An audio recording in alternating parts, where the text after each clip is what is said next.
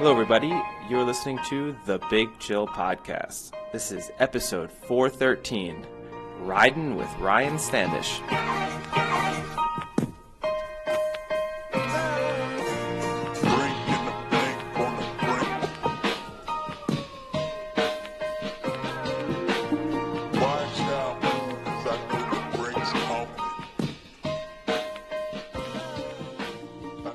Welcome back to the Big Chill Podcast. And now we're joined with Ryan Standish, who's a three-time Australian national mountain bike champion, and as far as I'm aware, the only person to ever race a World Cup in jorts, which I'm sure we'll hear that story down the line and maybe confirm if he is indeed the only one or if now he started like a massive trend that everyone's doing. But welcome to the podcast, Ryan. Thanks for having me, guys. Yeah, no, thanks for joining us. It's cool. And yeah, I was like looking at your social, I saw you got the nickname Jorts is like one of the little monikers you go by. Oh, that one is pretty interesting. The Jorts guy. So I guess most of our audience probably doesn't follow mountain bike racing feverishly. So I think let's start from the beginning for you as to, growing up in Australia, when did you kind of figure out, hey, I'm good at mountain bike racing versus kind of just, I think most people probably, like Eddie had said off podcast, he's ridden a mountain bike before on a trail and that's the extent of it. Where did it finally click that you were good at mountain bike racing? Ooh, that's a good question. I kind of grew up or discovered the sport because there's awesome trails in Alice Springs, Australia, which is where I grew up, out in the middle of nowhere in the desert, and kind of started by riding with my dad, and then found out there was a little local club, and then there were also a few guys who are a little older than me who were racing at the sort of highest level of the sport in Australia, and then going and racing some World Cups and World Championships, and which is crazy for being from a small town in the middle of nowhere. And I guess kind of probably eased into realizing that I was fast because it was always riding with people who are older than me, and who were also racing at that high level as well. But I started taking it serious and started kind of training when I was probably 14, I think, and raced on the road a little bit, raced on the mountain bike a little bit, and kind of did a little bit of all the cycling disciplines, and landed in mountain biking because it's more fun for me, more enjoyable, more fun than racing on the road. So that kind of led, I guess, when I realized that I was fast, was that those 3 national championships that I won, they were in the junior category. So like when I was, I think 15, 16, and 17 years old. But you said you did road racing then as well, and just mountain biking's more fun. Is that the kind of, what makes it more interesting? Is it the danger element that makes it kind of more of a adrenaline rush than, say, road racing normally would be? Or are there other elements that make mountain biking more exciting to you than just traditional road racing? It's funny you say that because I would put it the other way as far as the danger and risk involved. Like racing on the road, there's a lot of variables that are out of your control. Like you're riding in a group of, let's say, between 80 and 150 guys, and any one of them could either not point out a pothole or a rock or something that you could hit, or they could hit one and then you run into them in massive pile up. I'm sure everyone's seen the videos from the Tour de France and all the big races like that. So the mountain bike kind of lets you, like, if you crash, then it's on you. It's like your own fault. And I guess the safety I still train a lot on the road, but cars and sort of that danger is higher than anything you run into on the trails. So I guess after those three junior national championships in Australia, then do you decide that you're gonna make the leap to kind of go pro, and kind of what does that entail? Like, what's a normal season in mountain bike racing? Is it 365 days a year where you're traveling around the world into different races, or are there certain circuits that you kind of just focus in on? Like, how does that work? Actually, actually, after high school, I took a break from riding and racing, and moved to Colombia for 6 months, and worked as an assistant teacher down there. So did something completely different, for my kind of doing a gap year.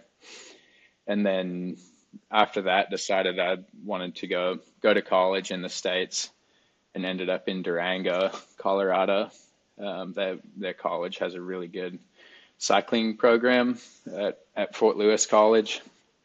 So ended up there and raced at the collegiate level, and still kind of was trying to figure out if I wanted to go into a normal career or to race professionally. And that took, I mean, all 4 years of college. And then after college, I still was like, I don't know if I'm ready to commit to racing full time, and didn't have the financial support or sponsorship to make that full time uh, full time mountain biking and cycling an actual career. But as far as the seasons go, it really depends on what hemisphere you're in, because it's a pretty summer heavy sport. So in Australia, growing up, the season was sort of October through March was kind of the race season down there. And then you come into the northern hemisphere, or in the US, the race season is kind of March or April through October. So balancing that, if you were to race in both, you have to kind of pick which season you want to focus on. And then I guess Europe as well has the same summer structure, being in the northern hemisphere. So it's kind of season is slowly getting going now, and then it'll go all the way through till October. Where is it strongest then? Which continent kind of is the US the center of mountain biking overall, or is it can you kind of is there an area where you have to be as a pro cyclist in order to really be at the top of your game? I would say competitively, Europe produces the fastest cyclists across pretty much all the disciplines. But that said, America does have a pretty good support slash pathway for mountain biking to make a career out of it and not have to race outside of the US. And that's becoming more common with different like influencers and YouTube stars, and you can make a living doing it without being the fastest athlete in the sport. Yeah, that was actually going to be one of the questions I had for you is how much are cyclists kind of relying on social media as a revenue source? I mean, is that actually the majority of the revenue source is kind of sponsorships and social media kind of stuff, or is it actual prize money and competing in the races? Social media side of things is definitely a huge part of it now, and prize money, or I guess that social media stuff through helps influence sponsorships and your presence at races or mountain bike events, not necessarily races, but sort of there's weekends where you can go and see the latest product releases and they let you test ride stuff, and sort of having a presence there, working with the brands that you're sponsored by can increase their sort of exposure for those new products.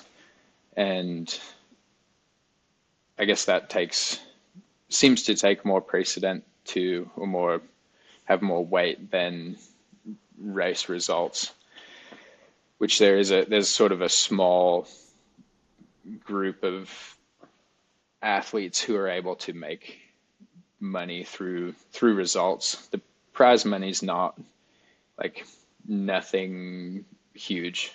There's some series that you could, if you won all the races, you could make a living from the prize money, but you kind of need the time to train for that. So like it'd be super tough to work a full-time job and train hard enough to be winning all of those races. So it's kind of a double-edged sword in that you need the support, the financial support, to spend all the time training to get to the point where you can win the prize money as well. So does that kind of create some controversy or piss some people off, where there's maybe a rider who is clearly the best rider but isn't getting the sponsorship just because they're just not as, I guess, likable on social media or something like that? Is there a little kind of controversy within the racing community because of that, where there's this one guy who probably is getting more sponsors than he should just because, you know, he's more out there on Instagram and TikTok and everything? I mean, I don't think there's any animosity between the athletes. Maybe there's a little jealousy, like, man, you haven't won a race in in years or whatever, but you've got all this support. But then it comes back to where those guys and those men and women put their energy into, whether they spend a lot of time building their brand and their following on social media, which in return makes them more valuable than the results they're getting at races. From a sponsorship perspective, like if they've got more influence on what people are buying, or where they're leaning for their next purchase, whereas just winning a race is not necessarily, like, you could probably win a race on any high-end bike that you could ride. Sure, you're not going to cost yourself some potential sponsors by saying that? No, they all know that.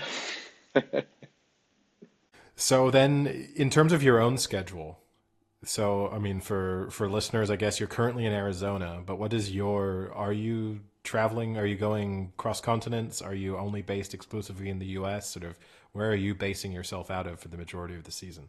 This year I'll be, I think, 100% in the US, with all the COVID stuff. I know it's hopefully coming to an end here pretty soon, but it's hard to guarantee international travel and kind of bank on that schedule and all the regulations that different countries have for coming and going. So I pretty much decided to keep it all in the US. Most of the time you're based in Salt Lake City? That's right. Yeah, most of the time from sort of April through December in Salt Lake, and then come down here to Tucson in the winter to get the nice sunny weather, get out of the snow. How was adapting to life in Salt Lake City as a non-American? I guess it's one of the few things you and I probably have in common. I lived in Salt Lake City for 8 years as a kid, and I certainly know my parents were totally unaware of what the culture was going to be like in Salt Lake before we moved there. Admittedly, in the 90s, probably different to what it's like now. I bet it's pretty different now. How much of an adjustment period? Yeah. I think the 2002 Winter Olympics changed a lot. I think you're probably right. I haven't been there that long. I've only been in Salt Lake for a little over a year now. Before that, I was in Durango, Colorado, which is small mountain town, and then I spent 2 years in Heber City in Utah, which is about an hour from Salt Lake, kind of on the other side of Park City, on the backside of the mountains. So that was interesting being in Heber, and then I would say that's more sort of small, older population than Salt Lake. So, which was also part of my move to Salt Lake, was for more young people to hang out with. I'm actually surprised you haven't heard of Eddie living in Salt Lake, because I mean Eddie's claim to fame is that he holds the ages 8 to 9 50-meter freestyle swimming record in the state of Utah. So I'm surprised that record's never come Man, up, and, yeah, and he's not a famous face in Salt Lake City. They've got posters in some places. I was I'm gonna sure say, they do not. in one swimming pool complex has Eddie's photo from when he was Yeah. 9 years old. They got a statue inside the pool. It's quite impressive. Like Also, underwater. Frank, I'll correct you. It's one of my claims to fame. Yeah, exactly. Yeah, the swimmers have to navigate their way around my statue. So I guess just I kind of wanted to take a little tangent, because you said that you're now in Tucson, and I saw actually on your Instagram and some others that I follow that there was just a 24-hour race in Tucson, which I thought was absolutely fascinating, just from the pure fact of racing 24 hours straight, and then mountain biking and everything like that. So can you kind of explain what that race was, and kind of how they go about it? And I know that one of the better racers actually in the U.S. broke the record by a substantial amount. So I thought that was just a crazy thing to see. Yeah, that style of racing has been around for a while. I remember doing some in like the mid 2000s when I was first kind of getting started mountain bike racing, and they're pretty much all the sort of relay format, and most people will do them as a team of two, team of four, I think we had 7 on my team. So you do one lap, and then you come back, and then someone else goes out and does a lap, and you just keep it goes on for a full 24 hours. And you mentioned my buddy Keegan Swenson. He did this one solo. He wanted to give himself a little challenge, which, coming from a lot shorter races, is pretty insane. But he did the full 24 hours by himself, no sleep.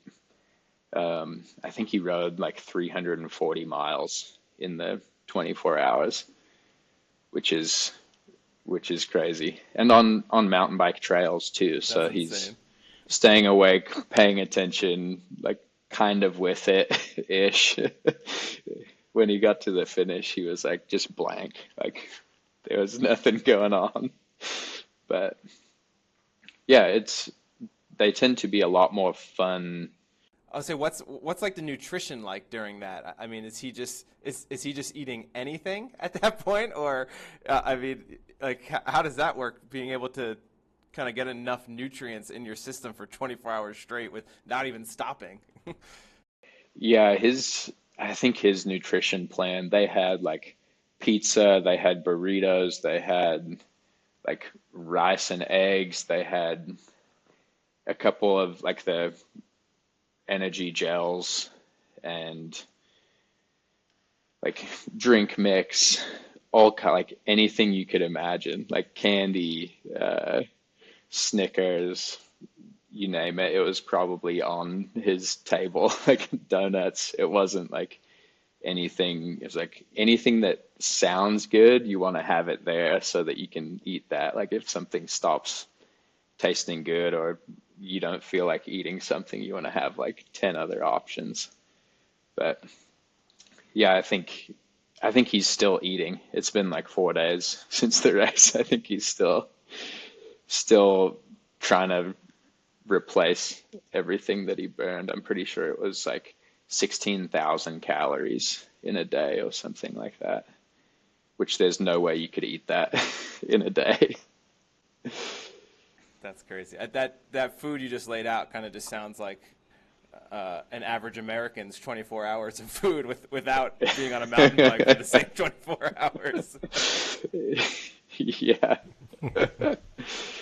Uh, but those, I guess the 24-hour racing for the most part is, there are some people who do it competitively, but it's more of a chance to get together with all your buddies and go do some laps and drink some beer and hang out. And there's people like that took like a full grill set up, and we're having a big cookout, and yeah, super, super fun. So that's more the demographic. It's not like there's a few high, like elite athletes that show up, but it's more the guys who just ride for fun and then get together with all their friends and bring their families out, and it's a big fun event.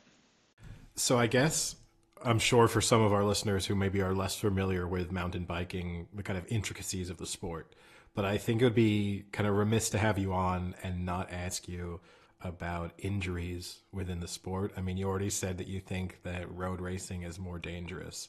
But I think when most people associate any kind of professional bike, like cycling, they picture the accidents more than they picture the successes.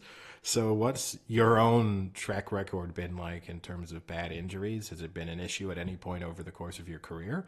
And then have you been seeing like what's the rate, the kind of attrition rate of professional mountain bikers getting injured?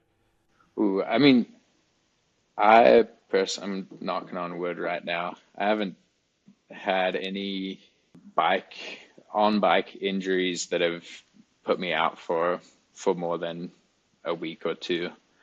Um, just, I mean, you've got your standard scrapes and bruises and all that from crashing, but I haven't personally had any concussions or collarbones, and arms and wrists are super common to break. I'm still waiting for my time to come on the collarbone. I think it's a kind of a more of a when, not if. But yeah, I would say concussions are pretty common too. Concussions, collarbones, and wrists. At least one or two people that I'm friends with every year will, yeah, do a collarbone or a wrist. Or I don't know anyone sort of on the mountain bike that has done much more major than that. I feel like the road guys are the ones who get more hurt, usually because the speeds are a lot higher too. It really surprises me. I mean, I as someone who follows road cycling, I mean, you do see horrific crashes, and I do the speed element and like the downhill. You know, when it's a stage where there's real speed involved, I get that bit, but it does just every time I just picture people mountain biking, and I guess it's the difference between a professional and an amateur. And I just imagine people like going down a track and just like flying into, like losing control on a slippery, muddy track and going all over the place. But maybe that's just what I've seen with me and my friends, and not the actual professional standard of mountain biking. That could be. And I think you also see like all the YouTube videos of like mountain bike crashes. You don't really see many of them where like nothing bad happens. So kind of getting back to the nutrition kind of and recovery part, is mountain bike racing, is it, I don't want to say more painful, but more stress on your body than road racing, in the sense that, because you're kind of going all over the place and kind of making tight turns and uphills and downhills, that like your knees and your joints are a little more stressed than normal? Like, is that something you kind of have to be aware of? And are you like in recovery rooms more, getting massages or whatever you have to do to kind of do the day-to-day races? That's a tough one too, because most mountain bike races are single day events. So you don't have that same need to recover day after day after day, like you see the Tour de France where they race for 3 weeks straight. Whereas on the mountain bike, you might race on a Friday and race on a Sunday, and then it's a week until the next event. So there is some need to accommodate for that fatigue, but it's not the same. Like, it's not like you're spending 6 hours a day for 3 weeks just pushing your body to its absolute limits. That said, like for, I guess, joints and muscle fatigue, it is still good to have a sort of stretching and foam rolling routine, and to get massages somewhat regularly just to keep your muscles all aligned, and your body in good shape. And I think the other part that comes in is easing into the training. So kind of after you take your off season in the late fall, early winter, and start training again, to not go and try and do 6 hours a day for 3 weeks, because that's gonna put a lot more stress on your joints. And to ease into it, to do a 10-hour week, and then do a 15-hour week, and then do a kind of grow it steadily over the first month, so that you're not, even though your body's been doing it for years, you're still not shocking it and digging yourself into a hole before you even get into the season. And is it then mostly in terms of where you get sort of stiffness and soreness? Is that mostly sort of joints, kind of knees, elbows? Where is it that your body, after a race or after a long training session, where do you kind of feel the most pain? It's got to be the quads. Hopefully Well, no. I'd have another guess. Pain It is might be your bad. balls, but that's just me. That's the other reason you don't want to start doing 6-hour rides straight off the bat. You got to toughen things up down there. When I turned 21, my mother, as part of like my birthday present, like my 21st birthday celebration, she decided they were doing this 100-mile cycle around London through the night, and she decided she'd sign us both up. This was like she felt like this was evening things up, because she'd taken my sister on a cycling vacation in Cuba, where they'd cycled around Cuba, and somehow the equivalent was a 100-mile cycle in London for me. But I did this cycling. Does your mom even know who you are? Like, how is that what she thinks you're gonna like for your 21st birthday? It was a mother-son experience, and so it was sort of a race, but it was mostly like raise money for charity and stuff. And I didn't do any training, because I figured, like, if my mother was going to be capable of doing it. At the time I was at university, I was on the rowing team. I was like, I'm going to have no issues. Yeah. And I tried to do it on basically a mountain bike, because I just took my bike from home, so it was not exactly suited to what I was taking on. But B, I've never felt the level of pain in my balls. You probably couldn't after walk. 100 miles. You couldn't walk for like a month. No. It was relentless, and I got all the gear. Like I had the padded lycra shorts on and stuff, but it was awful. Yeah, I would not wish that on anyone.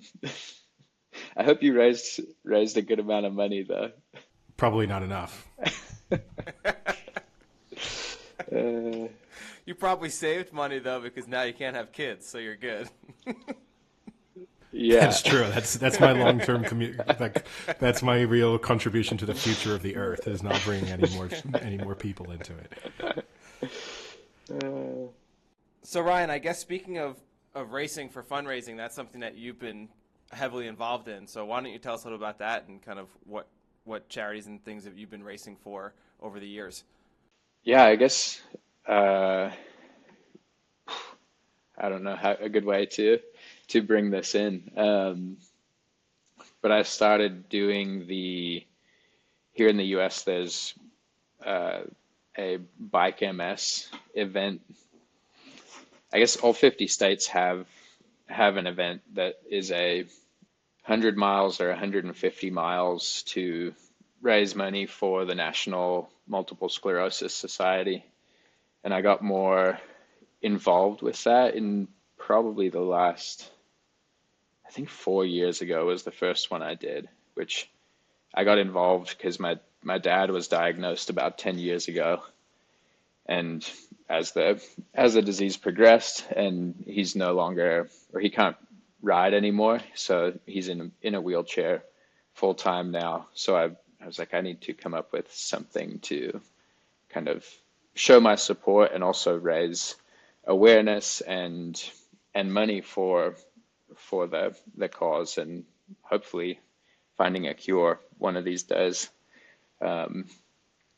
So that I started doing the Utah event 4 years ago, and it's not really a race, it's just a ride where you can put together a team or do it on your own. And so got more involved with that, and then over the last couple of years I've kind of tied that in with my race program to have some of the sponsors will donate different, whether it's product or do a donation matching program where they'll match up to X dollars in these 2 weeks. So incorporating that's been really cool to sort of raise more money and also more awareness, kind of get the word out a little more as well. We've done a couple sort of, I guess 2020 when they didn't have any in-person events, it was kind of a virtual thing. And my friend and I decided to do in cycling, they call it Everesting. So basically climbing the same vertical feet of Everest in a day on a bike. Like you go up and down a hill until you get to 29,000 feet of vertical gain. So we kind of made that into a little fundraiser, and was really cool. I don't really want to do it again, but if it makes sense, then I was we just going to can ask how do that. painful was that? Yeah, it was painful. It was a long day. I think it was like 120 miles and 29,000 feet of climbing. So it was like 10 and a half hours or 11 hours. I think it was 11 hours for me. Yeah. Yeah. I guess just trying to come up with different random ways to get people excited about cycling, and also tie in the whole MS fundraising thing as well. So last year we did something a little different with one of my sponsors, Ventum Bikes. We did a custom painted bike frame with some parts and then auctioned that off. So kind of seeing how we can grow and do different things to raise money for the foundation. So That's great. That's awesome.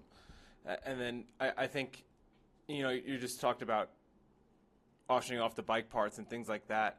And this was kind of a question I've always had about cycling. Is it's kind of this in between where you look at something like Formula One, where the non-human element is playing an enormous role, where you have the driver, but then obviously the car is driving a lot of those victories, versus sports that have very little non-human factor, like soccer, where it's literally just a ball and everything else is all human. But cycling is kind of somewhere in that middle, right, where the bike can, like you said, definitely improve performance, but at the same time you have to be a good athlete and a good cyclist. So in terms of, when people are on tour and racing in these competitive races, how much are they tinkering with their bike on a daily basis? Or they kind of have their bike, it's their set bike and that's it? Or are they doing daily kind of manipulations, like you see Tiger Woods has his own factory in his backyard where he's like changing his 8-iron every day to see how it works better? Are people doing that with their mountain bikes, or is it you have your mountain bike and you're good to go?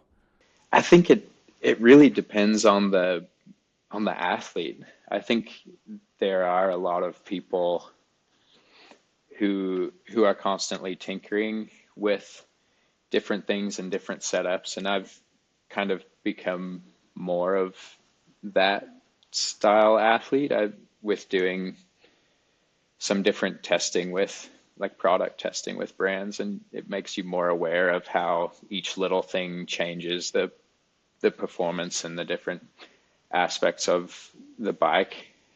But that said, there's generally you have to keep it all sponsor correct. So you only have a certain amount of things that you can change on the bike. So like there's tires that have different compounds that'll behave differently. I guess that's similar to Formula One. Like you've got your different compounds on the tires that you can run, but you can change.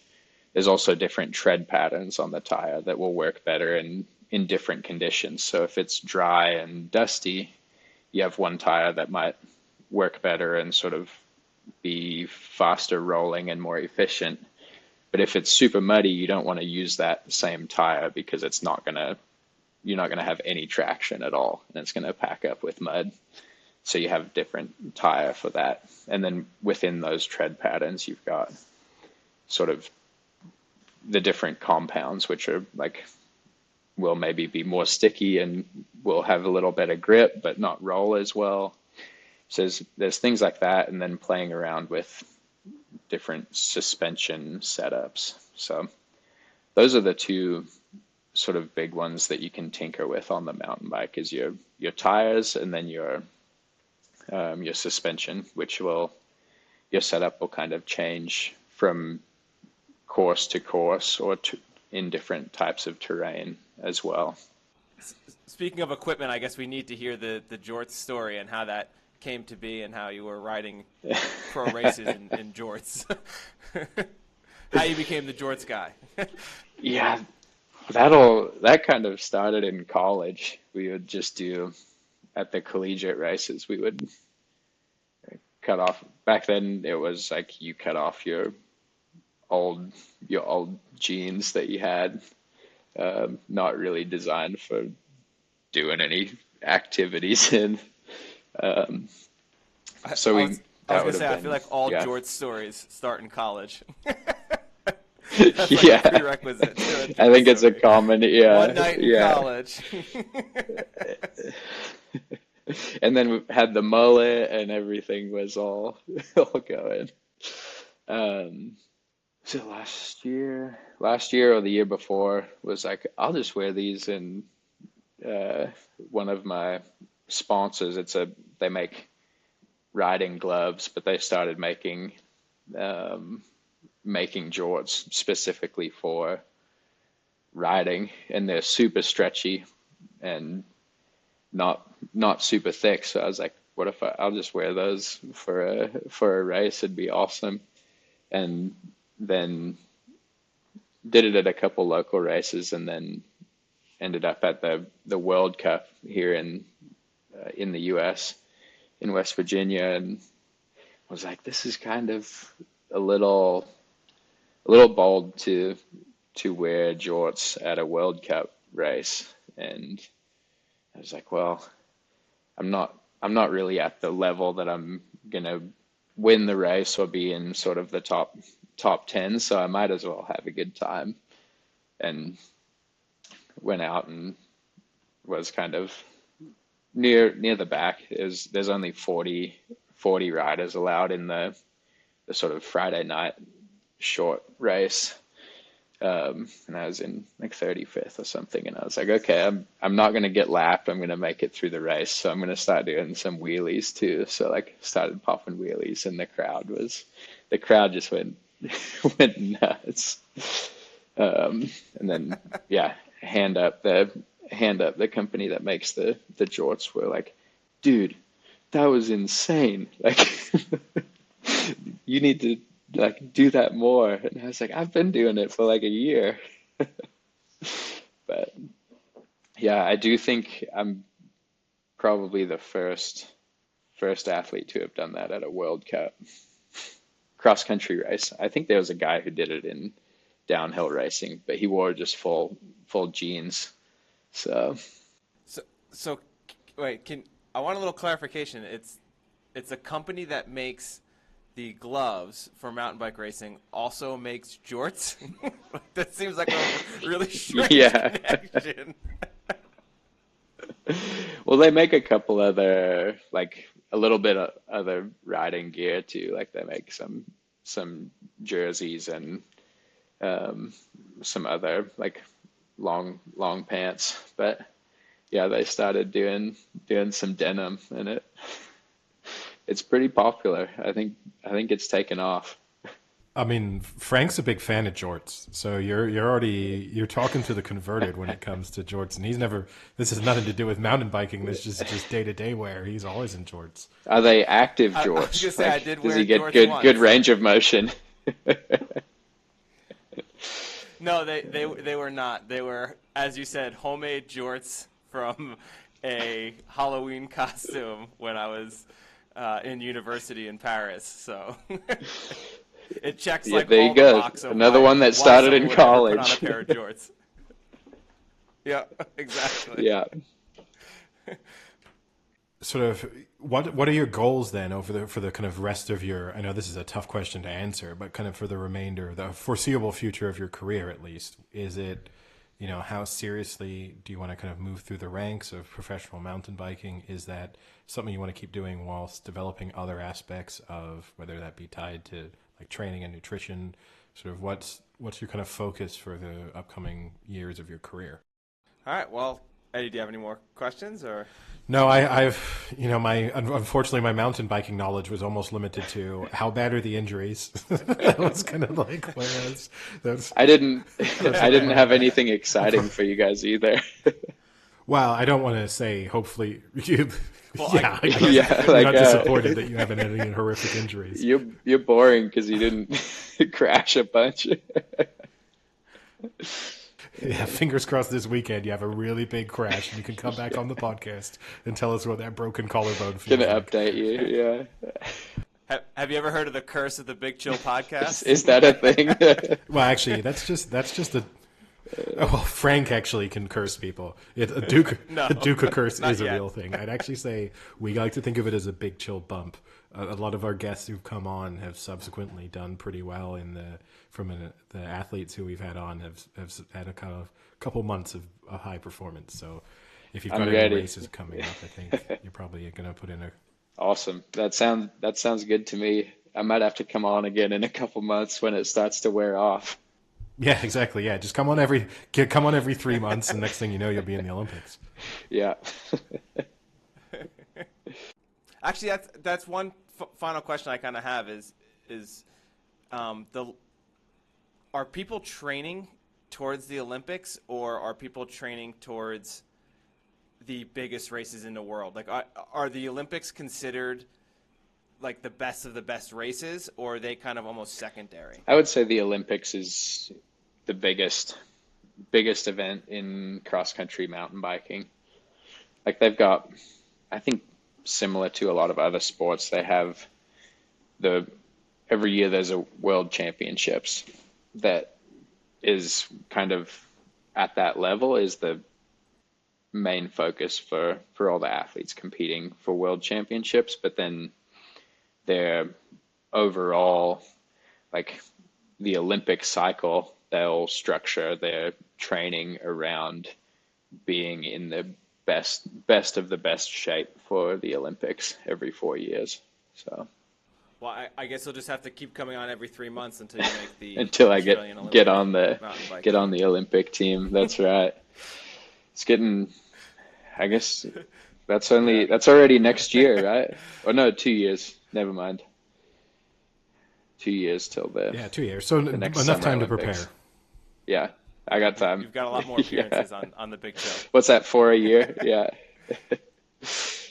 Thanks so much, Ryan, for joining us. We really Yeah, I appreciate it. Thanks so much. appreciate this opportunity, and it's cool to talk about cycling to people who don't do a whole ton of it. It's refreshing. You mean zero? Zero, yeah. Well, not zero. Eddie, you have a That is 100-mile true. race under your Yeah. belt. Yeah, I'm an experienced road cyclist, I guess, a competitive road cyclist. I'll At add that night. to my CV. True. At night, yeah. It was a night super, cycling. not to like keep, but it was a really poorly planned event. Like it was across the. I think we started around 11 o'clock at night, and then just went through the night, and around between midnight and 2, when people started either coming out of pubs, and they'd shut roads down and stuff for it. So from a car safety perspective, it was good. But we got heckled a bit when we came out, and just like drunkenly people pouring out of pubs and clubs just started shouting abuse at us as we were cycling along. So that was, I've yet to see that happen on the Tour de France, but it would be an interesting Yeah. twist. To do a night stage. Night stage with drunken abuse. I think I'm definitely tune in. All in jorts. All in jorts. All right, well, thanks again, Ryan. We appreciate it. Thank you. Have a good one.